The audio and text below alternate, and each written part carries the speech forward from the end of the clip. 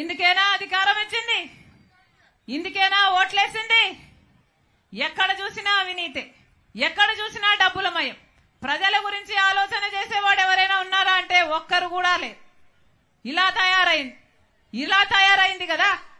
నన్ను అంటుంది రాజశేఖర్ రెడ్డి బిడ్డను నన్ను అంటుంది నేను అక్కడ తెలంగాణలో పార్టీ పెట్టానట. తెలంగాణలో పార్టీ పెట్టక ముందు నేను కాంగ్రెస్ పార్టీని దూషించానట. ఇప్పుడు కాంగ్రెస్ పార్టీలో ఎలా చేరాను అని అంటుంది. అమ్మా రోజమ్మా, మీకు గుర్తులేదేమో, నేను గుర్తు చేస్తాను. మీరు తెలుగుదేశం పార్టీలో ఐరన్ లెగ్ అన్న పేరుతో మీరు పిలువబడినప్పుడు రాజశేఖర్ రెడ్డి గారి గురించి మీరు ఎంతగా దూషణలు చేశారో ప్రజలు ఇంకా గుర్తే ఉన్నాయి. రాజశేఖర్ రెడ్డి గారు అంత మహామనిషిని పట్టుకొని రాజశేఖర్ రెడ్డి గారి గురించి మాట్లాడిన మాట పిచ్చి పిచ్చి వాగుడు. రాజశేఖర్ రెడ్డి గారి పంచ విప్పి కొడతాను అన్న పిచ్చి పిచ్చి మాటలు మాట్లాడిన ఆవిడ ఈ రోజా నా గురించి మాట్లాడుతుందా? రాజశేఖర్ రెడ్డి బిడ్డను నేను. రాజశేఖర్ రెడ్డి గారు ఈ ప్రపంచంలో నన్ను ప్రేమించినంతగా ఎవరిని ప్రేమించలేదు. అసలు రాజశేఖర్ రెడ్డి గారిని గౌరవించని చోటున నేను కనీసం ఊపిరి కూడా తీసుకోలేను. ఈ రోజు కాంగ్రెస్ పార్టీలో రాజశేఖర్ రెడ్డి బిడ్డ చేరింది అంటే ఎందుకు చేరింది? ఎందుకంటే వాళ్లకు రాజశేఖర్ రెడ్డి గారి మీద అపారమైన గౌరవం ఉంది అని నేను నిర్ధారించుకున్న తర్వాతనే కాంగ్రెస్ పార్టీలో చేరాను. మణిపూర్ ఘటనలో ఈ వైసీపీ క్రైస్తవులై ఉండి వైసీపీ నిలవకపోయినా మణిపూర్ లో క్రైస్తవుల కోసం కాంగ్రెస్ పార్టీ నిలబడింది కాబట్టి నేను కాంగ్రెస్ పార్టీలో చేరాను. మన ఆంధ్ర రాష్ట్రానికి ప్రత్యేక హోదా గురించి వీళ్ళు కొట్లాడతామని చెప్పి మాట తప్పితే కాంగ్రెస్ పార్టీలో రాహుల్ గాంధీ గారు మొట్టమొదటి సంతకమే నేను ప్రత్యేక హోదా ఫైల్ మీద చేస్తాను ప్రధానమంత్రి అయినాక అని ఆయన మాట చెప్తే తర్వాత చేరాను నేను కాంగ్రెస్ పార్టీలో. నా గురించి మాట్లాడుతున్నారా? పైగా తెలంగాణలో పార్టీ పెట్టానట, నేను మూసేసి ఇక్కడికి ఎందుకు వచ్చాను అని అడిగింది. అమ్మా నేను వైఎస్ఆర్ తెలంగాణ పార్టీ అని పార్టీ పెట్టిన మాట నిజమే, అది మూయలేదు తల్లి. వైఎస్ఆర్ తెలంగాణ పార్టీ కాంగ్రెస్ పార్టీలో విలీనం చేశాం కాబట్టి కాంగ్రెస్ పార్టీ ఎంత కాలం బతికుంటుందో వైఎస్ఆర్ తెలంగాణ పార్టీ కూడా కాంగ్రెస్ పార్టీలో భాగమై బతికే ఉంటుంది. ఈ రోజు ఆంధ్ర రాష్ట్రానికి రాజశేఖర్ రెడ్డి బిడ్డ వచ్చింది అంటే గొప్ప ఉద్దేశంతో వచ్చింది.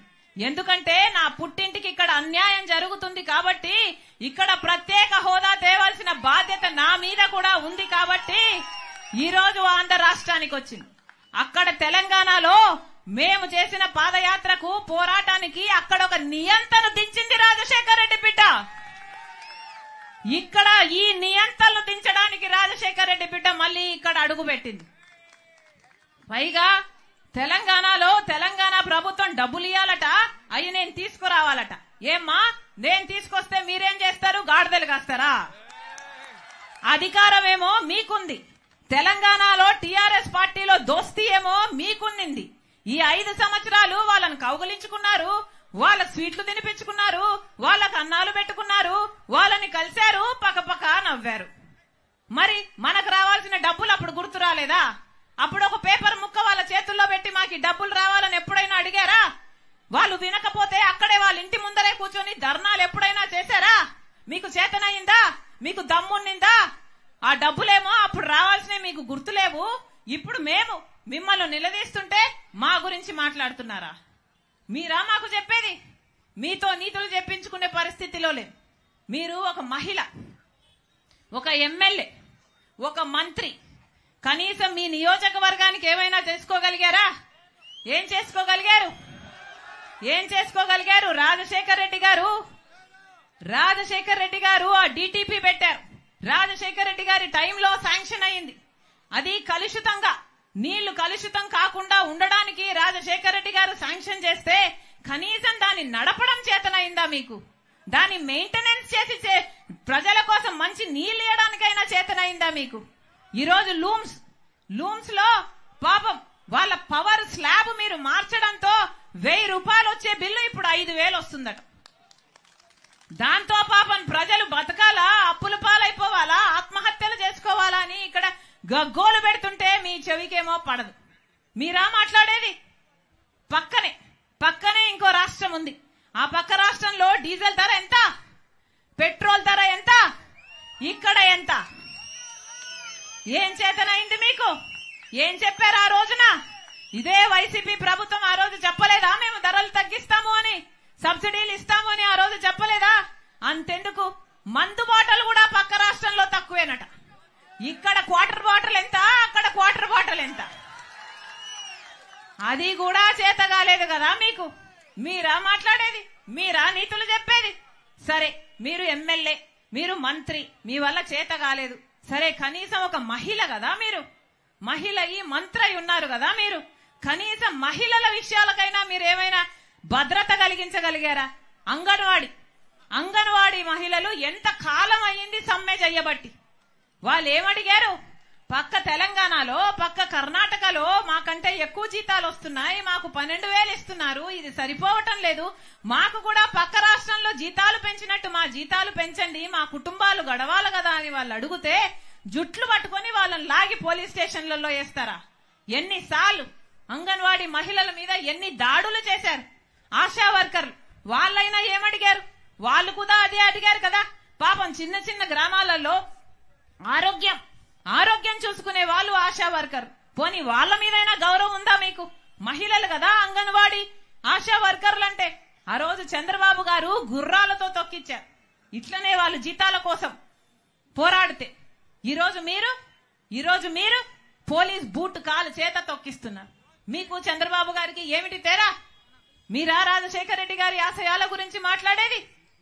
అమ్మా, ఈరోజు పాపం వీళ్ళు చూడండి, పెన్షన్ రాక మన రాష్ట్రంలో ఎంతమంది ఉద్యోగస్తులు మాకు పెన్షన్ ఇవ్వండి, మాకు పాత పద్ధతిలో పెన్షన్ ఇవ్వండి అని సంవత్సరాల తరబడి కొట్లాడుతున్నారే. ఆ రోజు ప్రతిపక్ష నాయకుడిగా జగనన్న గారు మీకు మాట ఇవ్వలేదు పెన్షన్ ఇస్తానని.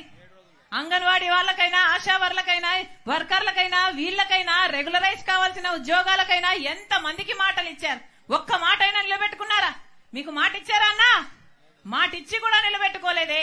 మీరా రాజశేఖర రెడ్డి గారి ఆశయాలను నిలబెట్టేది? పాపం వీళ్లకు పాత పద్ధతిలో పెన్షన్ ఇవ్వండి అని వీళ్ళు అడుగుతుంటే అది పట్టించుకోకపోగా ఆఖరికి వీళ్ళ ప్రావిడెంట్ ఫండ్ కూడా మింగేయాలని చూస్తున్నారే. ఇది శ్రమ దోపిడీ కాదా? వీళ్ళ రాజశేఖర రెడ్డి గారి ఆశయాలను నిలబెట్టేది? మళ్ళీ చెప్తున్నా, రోజమ్మ నోరుంది కదా అని పారేసుకోకు.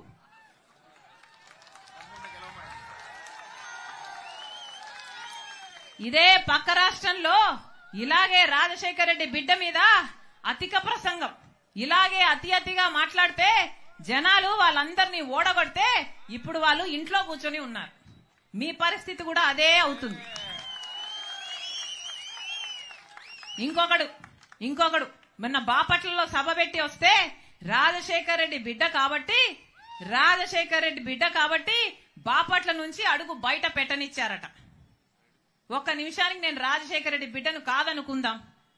రండి, ఎంతమంది వస్తారో రండి, ఏం చేస్తారో చేయండి, మీ దమ్మేంటో చూపించండి.